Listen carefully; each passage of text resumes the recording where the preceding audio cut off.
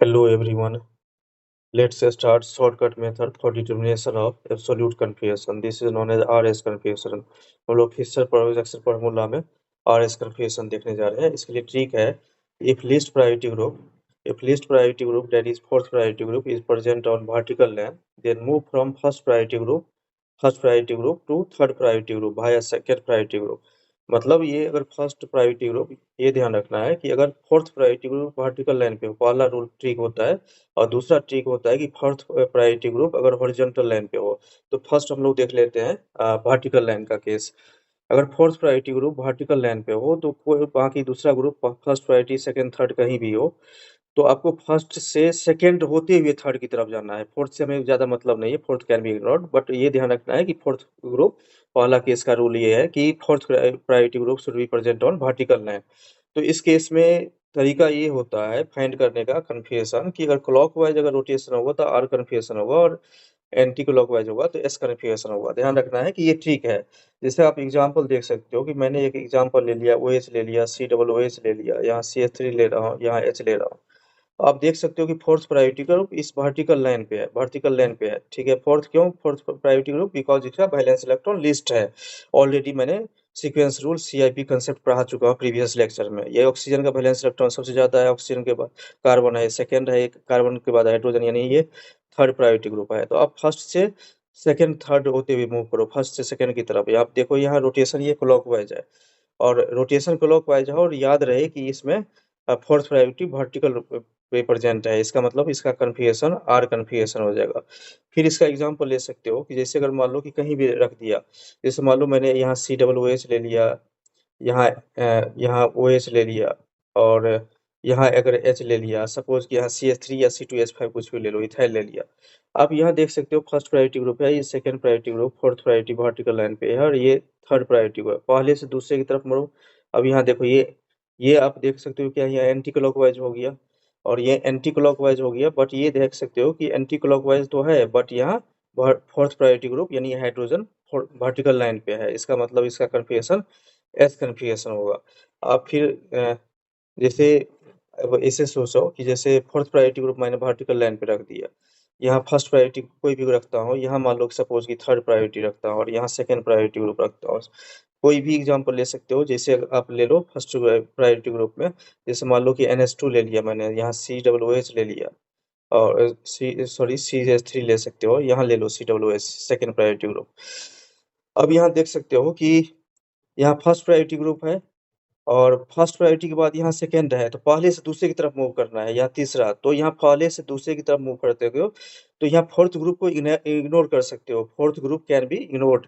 तो आप यहाँ देख सकते हो कि फोर्थ प्रायोरिटी ग्रुप यानी वर्टिकल लाइन पे है, और ये रोटेशन आप देख सकते हो कि एंटी क्लॉकवाइज है। तो एंटी क्लॉकवाइज रोटेशन जहां भी होता है, ध्यान रहे एंटी क्लॉकवाइज रोटेशन किस केस पे? Fourth priority group vertical line पे होना चाहिए, तो उसका एस कन्फिगरेशन होता है। हम लोग नेक्स्ट केस देखने जा रहे हैं, दूसरा रूल। वैसा ही मूव करना है आपको, फर्स्ट प्रायोरिटी यानी हाईएस्ट प्रायोरिटी ग्रुप से लोएस्ट प्रायोरिटी ग्रुप की तरफ मूव करना है। बट ये याद रहे कि अगर if if least priority group that is fourth priority group is present on the horizontal line। अब हम लोग दूसरा केस देखने जा रहे हैं, हॉरिजॉन्टल लाइन। तो यहाँ भी मूव करना है फर्स्ट प्रायोरिटी से के थर्ड प्रायोरिटी ग्रुप की तरफ भाया सेकंड प्रायोरिटी ग्रुप। अगर इसमें क्लॉकवाइज रोटेशन होता है, मतलब ये क्लॉकवाइज, तो एस कन्फिगरेशन यानी जस्ट रिवर्स है उससे, और ये आर कन्फिगरेशन हो जाएगा। बट याद रहे कि मैंने क्या बताया कि फोर्थ प्रायोरिटी ग्रुप कहाँ हो? फोर्थ प्रायोरिटी हॉरिजॉन्टल लाइन पे। मान लो यहाँ है हॉरिजॉन्टल लाइन पे फोर्थ प्रायोरिटी ग्रुप ले लिया, कोई भी ग्रुप कहीं भी बाकी ले लो, जैसे COOH ले लिया, यहाँ CH3 ले लिया। तो आप देख सकते हो ऑक्सीजन है, ये फर्स्ट प्रायोरिटी ग्रुप, ये सेकंड COOH, और ये थर्ड प्रायोरिटी ग्रुप है।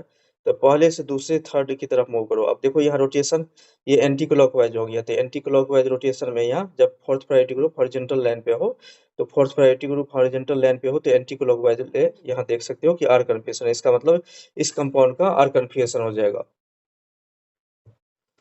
अब जैसे मान लो कि एक से अगर अधिक एसिमेट्रिक कार्बन प्रेजेंट हो, तो एसिमेट्रिक कार्बन के बिना हम लोग आर एस कन्फिगरेशन फाइंड नहीं कर सकते। आप जानते हो कि एसिमेट्रिक कार्बन का मतलब होता है वैसा कार्बन जो 4 डिफरेंट ग्रुप से अटैच हो। Carbon attach with 4 different atom और group is known as asymmetric carbon. तो जैसे सपोज कि ये कार्बन है, ये कार्बन देखो यहाँ H है, COOH है, OH और ये पूरा का पूरा ग्रुप 4 डिफरेंट ग्रुप है, इसका मतलब एसिमेट्रिक, यानी ये दोनों एसिमेट्रिक कार्बन है। ये तो बहुत बेसिक कंसेप्ट है।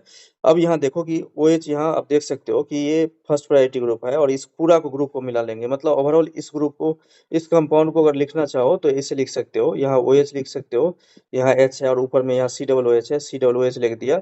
और ये पूरा का पूरा ग्रुप एक ग्रुप कंसीडर कर लो, तो यहाँ इसको ऐसे लिख सकते हो CHOH COOH। देख रहे हो CHOH COOH। तो आप इसका प्रायोरिटी फाइंड करो तो फर्स्ट आएगा, ये सेकंड आएगा, ये थर्ड प्रायोरिटी ग्रुप है और ये फोर्थ प्रायोरिटी ग्रुप है।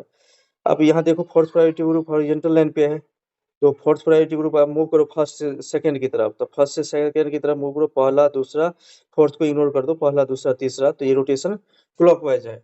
और क्लॉकवाइज में ध्यान रखोगे कि ये फोर्थ प्रायोरिटी ग्रुप अगर क्लॉकवाइज रोटेशन में, अगर फोर्थ प्रायोरिटी ग्रुप अगर हॉरिजॉन्टल लाइन पे है तो उसका कन्फिगरेशन एस कन्फिगरेशन होता है, आपको पढ़ा चुका हूँ।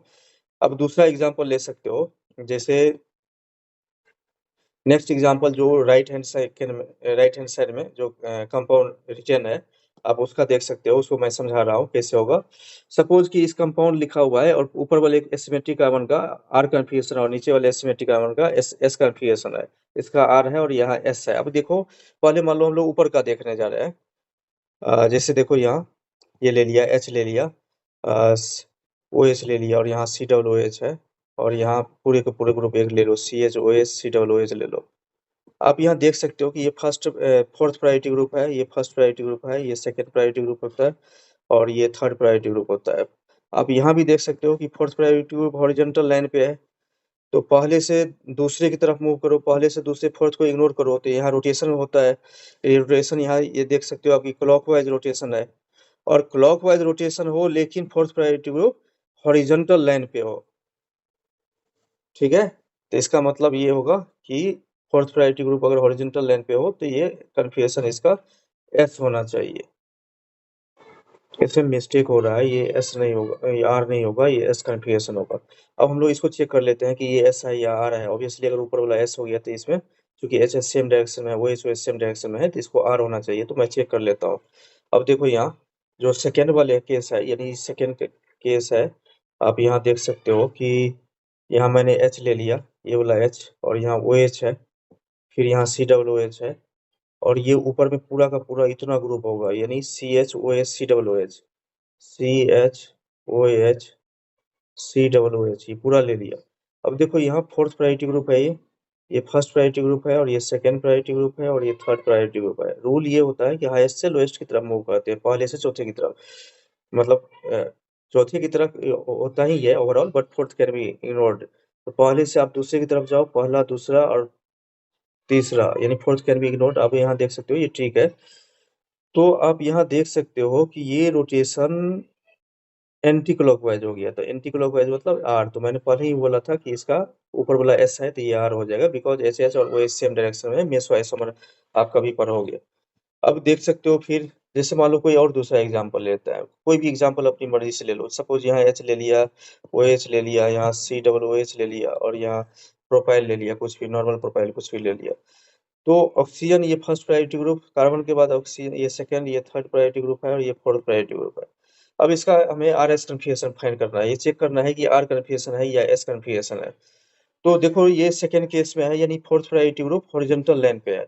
तो fourth priority group horizontal line पे हो तो उसमें बताया था मैंने कि क्लॉकवाइज रहेगा तो एस कन्फिगरेशन होगा, और जबकि एंटी क्लॉकवाइज होगा तो आर कन्फिगरेशन होगा। तो आप देख सकते हो पहले से दूसरे की तरफ मूव करो, पहला दूसरा तीसरा चौथा, फोर्थ कैन बी इग्नोर्ड। तो आप यहाँ देख सकते हो कि रोटेशन एंटी क्लॉकवाइज है, इसका मतलब ये आर कन्फिगरेशन हो गया, यानी एस नहीं, इसका आर कन्फिगरेशन होगा। Thank you.